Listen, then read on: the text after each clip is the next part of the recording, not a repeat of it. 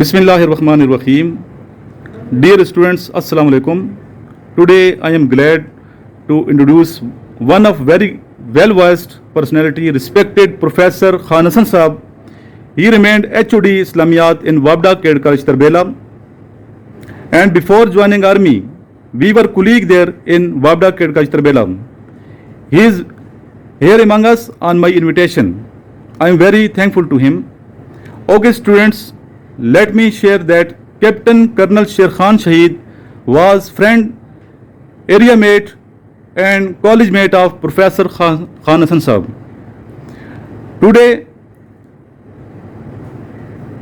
you are blessed that Professor Khan Hassan Saab will share some personality grooming tips and how to successful in life in the light of Islam, and especially character building, which is the core of every success. So without wasting any time, I would like to invite Sir Khan Hassan Saab. Please, sir. Character building पे बात हो जाए. Sir. It will be very hard to express myself in English because a lot of time had passed when I was expressing myself in English. But this is the request of Sir Imran. So let's try what's going to happen. For the building of character, there are many features, and among these features, some most important are as follows. So the first and foremost, one have to believe in Allah, and when we thoroughly read Quran tells us that 1,24,000 Anbiya Kiram roundabout, they started their preaching from belief in Allah.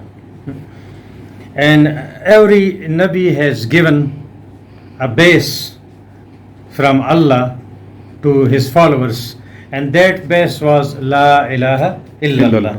For Nuh alayhi salam, the kalma was La ilaha illallah, Nuh Nabiullah. So La ilaha illallah belong to our hearts. La ilaha illallah belong to our hearts.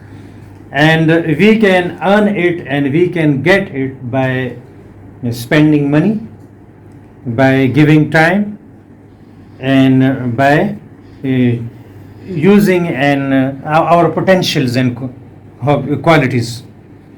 So it's our first and foremost responsibility to make our iman, and there are many sources for making our iman. Number one, the stories of Anbiya Kiram, they teaches us iman, and it is an obligation or responsibility, our responsibility to read and spread the stories of Anbiya Kiram that help us in learning iman and in getting iman and in spreading iman. And after that, there are some other responsibilities in which Muhammad Rasulullah is the second. The Muhammad Rasulullah belongs to our bodies, our outer activities, our external activities. So from Muhammad Rasulullah we seek and we learn and we get iman. And all that other responsibilities from Allah towards us, they are not a burden. They are not a burden, but they are something which help us, and they are something which make our burden lighter, or I should say lightest. So in Quran Majid, we learn that Allah says to us that Yuridullahu bikum al-usra, Allah wills, Allah wants easiness for you. Wala yuridu bikum al-usra, or Allah does not like you to be burdened. to be in trouble. So Islam and Iman is for making our problem to solve. Islam is for making our problems to solve, for making our burden to make it lighter, and for making our difficulties to become easy. This is the main. And in our general thinking, we thought that Islam is itself a big burden which falls us in troubles and in difficulties and in responsibilities. So for the character building, Iman is the first and foremost. And the second one is Sirat Anbiya Kiram, the characters of Anbiya Kiram. We should learn and we should adopt and we should spread. And then after, we should have a timetable. We should have a timetable of our life. And in that timetable, our study time, our eating time, our refreshment time, our exercises, and our moral duties like to bring something for our family, for our parents from bazaar or elsewhere. So when we make this timetable, we should display in minimum 2 places, and we should told all of our family members that this is my timetable, and you must have to behave with me according to this timetable. And in this timetable, that is my time of prayers, that is my time of study, that is my time of refreshment, and that is my time of serving. So when they need our help, they will look to our timetable, and according to the timetable, they will demand something from us, inshallah. Inshallah. And another thing is prayers. There are many benefits of prayers. The first and foremost benefit is that it make us willful. It make us for azam. And the second is that Allah start helping us. Allah start helping us. And Allah decide successfulness for us.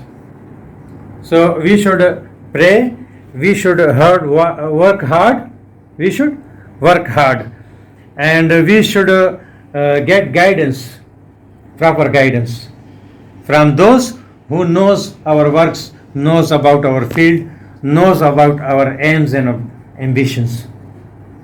So these are something in my mind which I try my best to deliver and to make helpful for you to understand, and it's up to you. I don't know that you understood or not. Understood. Understood. Yes. If you have any question, you can ask, please. Thank you for your nice speech and sharing your useful speech for us. I'm really happy to listen to your speech, and there's no any issue, any question for me. Thanks a lot. Thank you. Yes, Vyas. So, the one question is that what is the secret of successful life? Successful life. I mean, कामयाब जिंदगी का राज क्या है? कामयाब जिंदगी का राज एक मकसद होना चाहिए सामने. मकसद और मंजिल सेम है. कल इस पर थोड़ी सी गपशप हुई थी कि एक आदमी है, उसको अपनी मंजिल मालूम है कि मैंने 6th रोड पर एकेडमी जाना है. उसको रास्ता मालूम नहीं है, तो वो पूछ कर जल्दी या देर से वो पहुंच जाएगा. लेकिन जिसको ये नहीं पता कि मैंने कहाँ पहुंचना है और रास्ता भी, तो उसको सारी दुनिया उसकी मदद करेगी, लेकिन वो कहीं भी नहीं पहुंच पाएगा. तो मकसद सामने हो कि मैंने क्या बनना है, मैंने क्या करना है. सक्सेसफुल लाइफ के लिए यही सबसे पहली चीज़ है कि हमारे सामने मकसद हो. फिर मकसद के बाद हमें जो है उसके लिए मालूमात हासिल करनी है. तो मालूमात मिसाल के तौर पर एक डॉक्टर का पूछना है मैंने कि ये डॉक्टर साहब कहाँ मिलेंगे, तो ये मैं दुकानदार से नहीं पूछूंगा. क्यों? दुकानदार से तो कारोबार के मुतालिक पूछा जाता है, ये किसी आम मुलाजिम से मैं नहीं पूछूंगा क्योंकि उससे तो मुलाजिमीन का और दफ्तरों का पता होगा। ये मैं फील्ड के आदमी से पूछूंगा जो हमारे मकसद के से ताल्लुक़ रखता है। इसका पहले तो उसके साथ यानी रब्ता हो, जो लोग जानते हैं।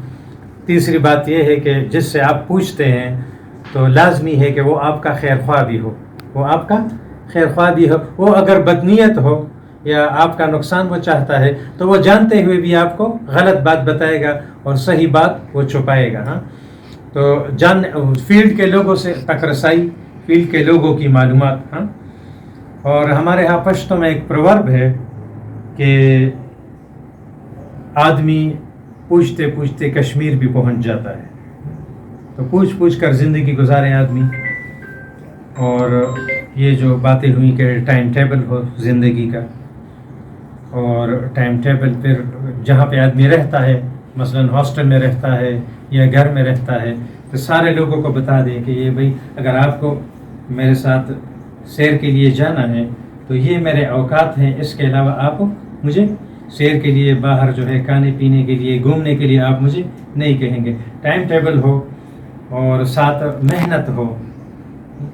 तो पश्तो में एक प्रोवर्ब है कि पहले जब शिकारी होता है ना तो ये बेचारा बड़ी जान मारता है और ये पहले अपनी गोश्त गलाता है। हाँ, गोश्त गलना इस तरह है ना कि वो औरत जो हांडी है उसमें गोश्त डालती है, फिर नीचे से आग वो जलाती है। तो वो गोश्त गलते गलते कम हो जाता है। अगर आप 1 किलो गोश्त पकाते हैं तो पकने के बाद वो 1 किलो नहीं होता, कम होता है, आग की वजह से वो जलता रहता है। तो हमारे पश्तो में प्रवर्ब है कि पहले आप अपनी गोश्त खाएंगे, यानी अपनी गोश्त गलाएंगे, उसके बाद आप शिकार का गोश्त खाएंगे तो मज़ा भी बहुत आएगा। तो मकसद हासिल करने के लिए खिलाफ तबीयत बैठना पड़ता है, मेहनत करनी पड़ती है। दिल चाहता है कि मैं भी जाकर लोगों के साथ जो है ग्राउंड में खेलूं, लेकिन वो स्टडी का वक्त होगा तो जाकर ग्राउंड में नहीं खेलना। दिल चाहेगा कि सामने बैठक में लोग बैठे हुए हैं, गपशप लगा रहे हैं या मैच देख रहे हैं, तो हमने जाकर ना गपशप लगानी है ना मैच देखना है, हमने अपना काम ख़त्म करना है। और आज का काम कल पर नहीं छोड़ना, तो ये आज जब आदमी की आदत बन जाती है ना, आदत, तो फिर वो एक किस्म का नशा लग जाता है आदमी को, एक किस्म का नशा लग जाता है। आप रमज़ान में देखते हैं जिन लोगों को सिगरेट की आदत होती है तो इफ्तारी के बाद सबसे पहले वो सिगरेट पीते हैं, क्योंकि उनको आदत हो जाती है। तो जब ये आपको, और आदत होने के लिए कम से कम 40 दिन मेहनत है। एक चीज़, एक काम आपकी आदत बन जाए, इसके लिए 40 दिन लगते हैं। 40 दिन बाद आपको शादी में बैठे होंगे ना, शादी में, और दोस्तों के साथ होंगे, लेकिन आपका दिल उधर नहीं होगा, आपका दिल अपनी किताब में अटका होगा, आपका दिल अपनी स्टडी में अटका होगा, और आपका दिल अपनी लर्निंग में जो है अटका हुआ होगा। तो आदत बनाना मुश्किल है, लेकिन जब बन जाती है फिर वो बहुत आसान है। उसके लिए रातों को जागना, फिर वो एंजॉयमेंट होती है, सुकून तब मिलता है जब आदमी अपनी ड्यूटी पर पूरी कर ले। तो आदत बनाने, इसको थोड़ी सी आपको मुशक्क़त होगी, खिलाफ तबीयत काम करने पड़ेंगे, लेकिन जब आदत हो जाएगी तो आसान हो जाएगा। पूछें सर। मैं ज़रा अपने फिटनेस के बारे में पूछूंगा कि ये स्टेमिना बहुत, मतलब जिन लोगों को होता है, हालांकि मैं हेल्दी हूँ बहुत, लेकिन फिट नहीं हूँ मैं, तो उसके बारे में कुछ थक जाता है ऐसा ही। अच्छा, स्टेमिना कैसे इंक्रीज कर सकते हैं? स्टेमिना तो आप देखें कि कौन सा वक्त आपको ज़्यादा फिजिकली सूट करता है। मैं खुद जब एक्सरसाइज करता था ना, तो तकरीबन 4-5 किलोमीटर मैं रोज़ाना चलता था। फिर मुझे एसोफेगस में मसला हुआ, तो उस एक्सरसाइज के दौरान मैंने नोट किया कि जब मैं असर और मगरिब के दरमियान करता हूँ तो उसका मेरे जिस्म पर ज़्यादा अच्छा असर होता है, और मॉर्निंग को करता हूँ तो उसके बाद अगर मैं 1 घंटा सो ना लूँ तो फिर वो मैं डिस्टर्ब रहता था, मेंटली भी और फिज़िकली भी। तो आप भी अपने आप को चेक करें कि सुबह का वक्त आपको ज़्यादा सूट करता है या फिर असर का वक्त आपको ज़्यादा सूट करता है। तो थोड़ा सा स्टार्ट ले लें वॉक का स्टार्ट ले लें, और थोड़ा थोड़ा उसको बढ़ाएं। मसलन एक दिन आप चले 100 कदम, तो 3 दिन 100 कदम चलने के बाद चौथे दिन जो है 110 कदम कर लें। اور ایک ہفتے بعد جو ہے 120 کر لیں, تھوڑا تھوڑا بڑھاتے جائیں, اور اپنی خوراک کا خیال رکھیں. اس میں خوراک کو بڑا عمل دخل ہوتا ہے. تو بازار سے جو ہے قدرتی چیزیں تو کھائیں, ہاتھ کی پکی ہوئی چیزیں بازار سے کوشش کریں کہ نہ کھائیں. سر میں آپ کی یہاں پر بات کاٹ رہا ہوں. سر ادھر یہ ایکسرسائز میں جب رننگ کرتا ہوں نا تو سر نے کہا کہ رکنا نہیں ہے, تو میں رننگ کر رہا ہوتا ہوں تو یہ ادھر لنگس ہوتے ہیں شاید, تو لنگس میں وہ درد ہوتا ہے بہت. اچھا جی, تو میں پھر اس کو ایسے یہ میرے اسٹمک کو میں ایسے پکڑ لیتا ہوں, لیکن اس سے بھی پھر رکنا پڑتا ہے, تو وہ بہت درد ہوتا ہے. یہ جو آپ کی حالت ہے, تو جس کو بھی ورزش کا شوق ہے, کھیل کا شوق ہے, تو یہ حالت ہر آدمی پر گزری ہے جو آپ بیان کر رہے ہیں نا, کہ ادھر درد خود مجھے بھی ہوتا. پی ایم اے میں کہتے ہیں پین کو پین ختم کرے گا, ہاں, درد کو درد مارے گا. اور اس کو کریمپ کہتے ہیں. یہ جو فزیکل ٹرینر ہوتے ہیں نا, اس کو یہ کریمپ کہتے ہیں. تو یہ کریمپ کچھ دنوں بعد یہ خود بخود ختم ہو جاتا ہے, لیکن آپ جلدی نہ بڑھائیں اپنی ورزش, تھوڑا تھوڑا بڑھائیں, اور 5 دن بعد بڑھائیں یا ہفتے بعد بڑھائیں انشاءاللہ. یہ بچہ سر آیا ہے کیڈٹ کالج چوہدہ سیدن شاہ سے. آپ جب شروع میں گئے کیڈٹ کالج چوہدہ سیدن شاہ, تو اسی طرح کی حالت تھی. یہ بارکو والی سائڈ پہ ہے وہی نہیں, چکوال میں سر. تو کیسے آپ نے انکریز کیا اپنے اسٹیمنا, فٹ ہے ماشاءاللہ یہ بچہ. سر ہمیں ادھر کالج میں فٹنس بھی کرواتے تھے, صبح ہمارا ایک پیریڈ ہوتا تھا, اور ہم رننگ بھی کرتے تھے گیم ٹائم, اور گیم بھی کھیلتے تھے. تو اس لیے میں نے اپنی فٹنس کو امپروو کیا. پہلے میں بہت موٹا ہوا کرتا تھا, اب الحمدللہ سے فٹ ہوں.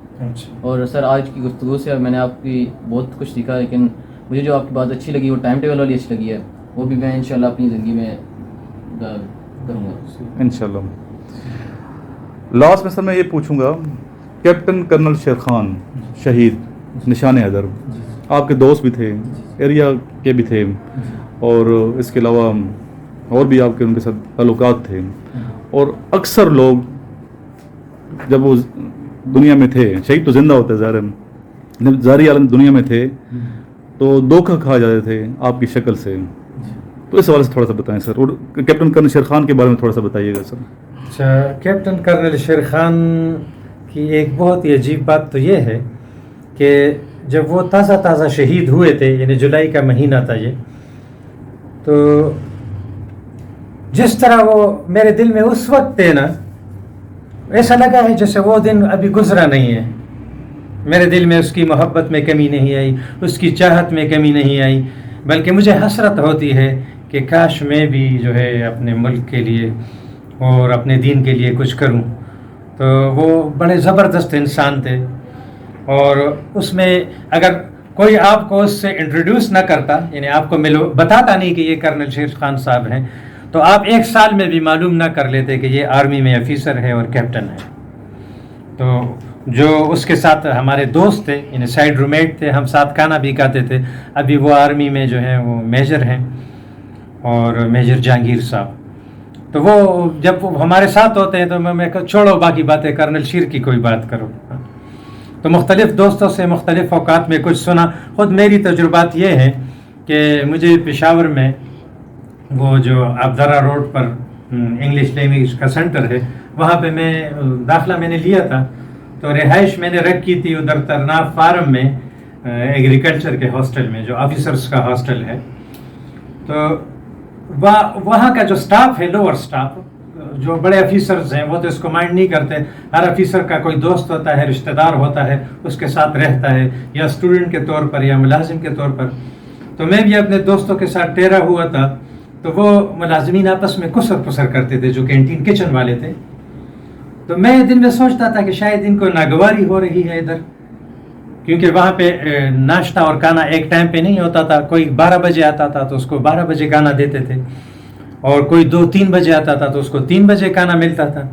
تو میں جب وہ کھانے کے لیے چلتا تھا تو وہ آپس میں کسر کرتے تھے. 2-3 بار میں نے محسوس کیا. پھر میں اوپر ٹیرس پر چڑھا ہوا تھا, میں کچھ چاروں طرف وہ باغات کا جائزہ لے رہا تھا. تو وہ جو ان کے ہیڈ بیرا تھے وہ میرے ساتھ کھڑے ہو گئے. تو اس نے مجھ سے پوچھا کہ آپ سے ایک بات پوچھتا ہوں, لیکن آپ ناراض تو نہیں ہوں گے؟ میں نے کہا نہیں, اگر ناراضگی والا سوال نہیں ہے تو پھر کیسے ناراض ہوں گا. اس نے کہا آپ کرنل شیر کے کیا لگتے ہیں؟ میں نے کہا لگتا تو میں کچھ نہیں اس کا, ہاں ہمارے علاقے کے ہیں, اور جن دنوں ہم FSC کر رہے تھے تو وہ 1 سال ہم سے آگے تھے, یعنی فرسٹ ایئر میں ہم تھے اور وہ سیکنڈ ایئر میں تھے. کون سے کالج تھا سر؟ یہ government post graduate college Swabi, اچھا کالج میٹ ہے ماشاء اس میں تھے. پھر اس کے بھائی سے میں ملا تو میں نے کہا کہ میں اس لیے یہاں آپ کے پاس آیا ہوں کہ آپ اس کی باتیں کریں. ویسے سنی میں نے کافی ہیں باتیں اس کے متعلق، کافی کچھ معلومات ہیں. تو اس کے دوستوں اور بھائیوں نے جو کچھ بتایا، ایک مرتبہ ایسا ہوا کہ وہ اپنا کام خود کرتے تھے، اگرچہ انہوں نے آدمی رکھے ہوئے تھے زمینداری کے لیے. تو ایک مرتبہ وہ اپنی زمین میں جو ہے مکئی کی فصل میں وہ پانی دے رہے تھے. تو ایک گاؤں والا آیا اس کے پاس، اور کرنل شیر صاحب وہ ایسے 5-6 اس نے چڑھائے ہوئے تھے، بیلچا اس کے ہاتھ میں تھا. تو اس نے کہا جلدی کرو، وہ کوئی صوبیدار صاحب آئے ہوئے ہیں آپ کی آرمی کے، اور وہ ہمارا میٹر اتار کے لے جا رہے ہیں. تو کرنل شیر بھاگے ہوئے اس کے ساتھ گئے.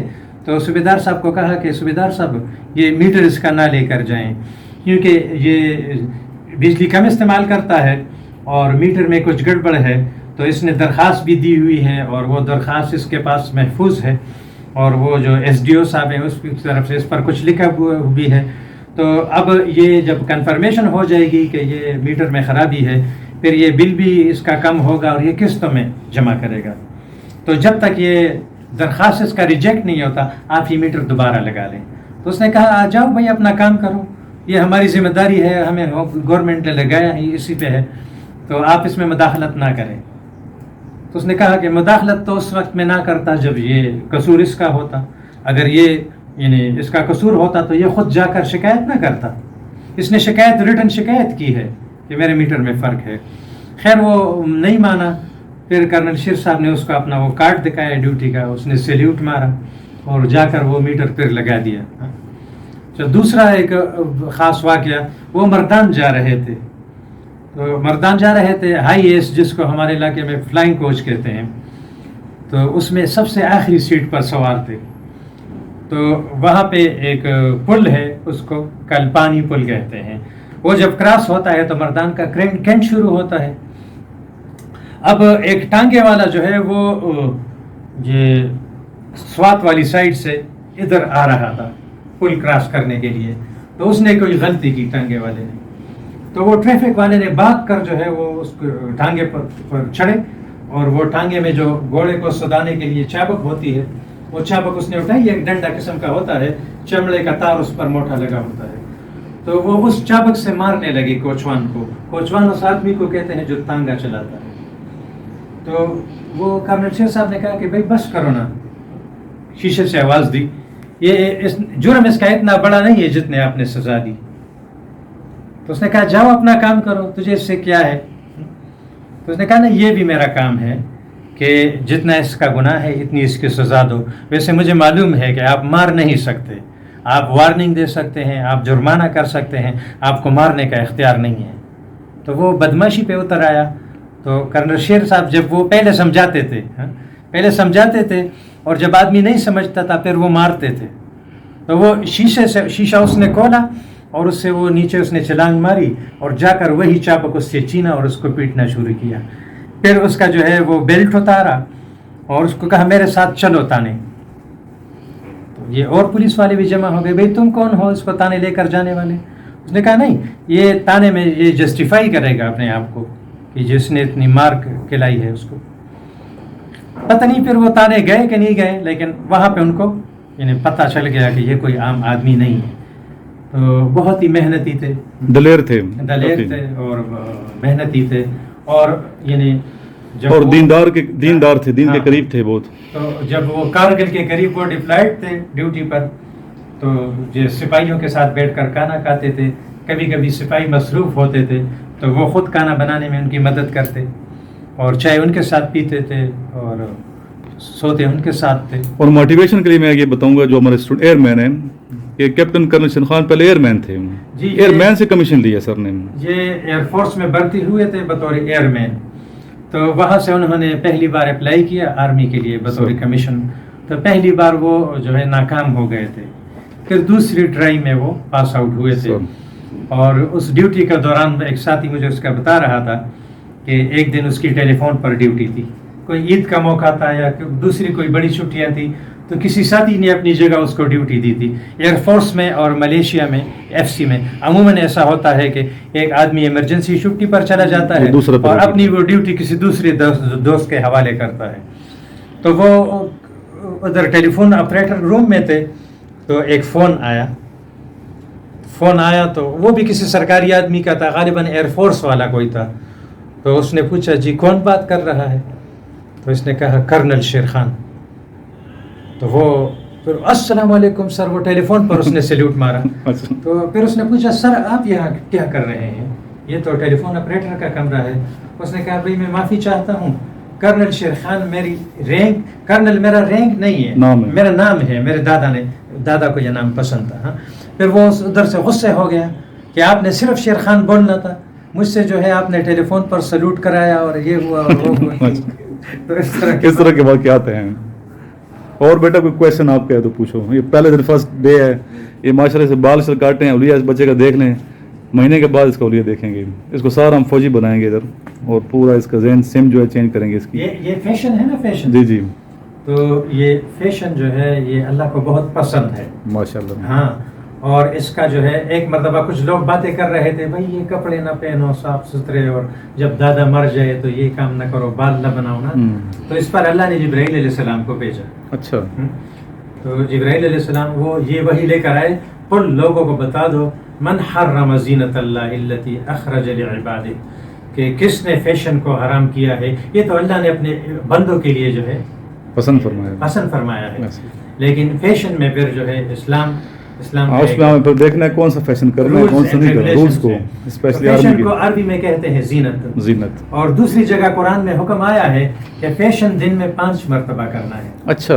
لیکن علم والے بندے کے ساتھ بیٹھتے ہیں تو بہت کچھ سیکھتے ہیں. فیشن دن میں 5 مرتبہ کرنا ہے. خذوا زینتکم عند کل مسجد, ہر نماز کے لیے فیشن کر کے آنا ہے. اور تیسری بات فیشن کے متعلق یہ ہے, یہ لوگوں کی نظر میں جو ہے اچھا بننے کے لیے نہ ہو, یہ اللہ کی نظر میں اچھا بننے کے لیے, سبحان اللہ, اللہ کی نظر میں اچھا بننے کے لیے ہو. تو اسلام نے اس کے کچھ اصول بیان فرمائے ہیں. اسلام نے فیشن کے کچھ اصول بیان فرمائے ہیں. تو اس میں پہلا اصول یہ ہے کہ یہ آدمی کے سطر کو چھپا لے. فیشن ایسا ہو, سطر آپ جانتے ہیں ناف کے نیچے سے لے کر گھٹنوں تک یہ مرد کے لیے سطر کی جگہ ہے, تو وہ اس میں چھپ جائے. قرآن مجید میں ہے کہ قد انزلنا علیکم لباسا, میں نے تمہارے لیے لباس اتارا ہے اور یا مقرر کیا ہے. پھر اس میں کیا ہے, یواری سوآتکم, لباس ایسا ہو کہ جس سے آپ کا سطر چھپ جائے, یعنی دوسرے کو محسوس نہ ہو کہ یہ مسکولر ہے یا یہ کمزور ہے. پہلی بات تو یہ ہے. تو لباس ذرا کھلا ہو اسلام کے مطابق, فیشن کا لباس. دوسرے نمبر پر اتنا باریک نہ ہو کہ جس طرح ایکس رے میں ڈھانچہ نظر آتا ہے اندرونی, تو آپ کا جو ہے وہ اندرونی ڈھانچہ لوگوں کو پتہ چلے کہ یہ تو یہاں سے یہاں تک اس کی جو ہے وہ مسل ہیں یا ران ہیں, یہ چیزیں ہیں. تو اتنا باریک نہ ہو کہ اس میں اندرونی ڈھانچہ نظر آئے. اور تیسرے نمبر پر اتنا ٹائٹ نہ ہو کہ لوگ آپ کی سٹرکچر سمجھ سکیں. جب ٹائٹ ہوتا ہے نا تو لوگوں کو نظر آتا ہے یہ کمزور ہے, یہ دبلا ہے, یہ صحت مند ہے یا یہ موٹا ہے. تو اتنا ٹائٹ لباس بھی نہ ہو. چوتھے نمبر پر اس میں غیروں کی نقل نہ ہو, یہ اللہ نے ناپسند کیا ہے. اور 5ویں نمبر پر فیشن میں یہ ہے کہ یہ آپ کو میچ کرتا ہو, یہ آپ کے جسم کے ساتھ میچ کرتا ہو, اس کا جوڑ ہو آپ کے ساتھ. مثلا ایک کلر ہوتا ہے جی, سوٹ کرتا ہے, تو وہ ایک آدمی کے ساتھ بہت برا لگتا ہے, وہی کلر دوسرے آدمی کے ساتھ بہت اچھا لگتا ہے. تو جس کے ساتھ اچھا لگتا ہے وہ یہ کلر استعمال کرے گا تو یہ فیشن ہے.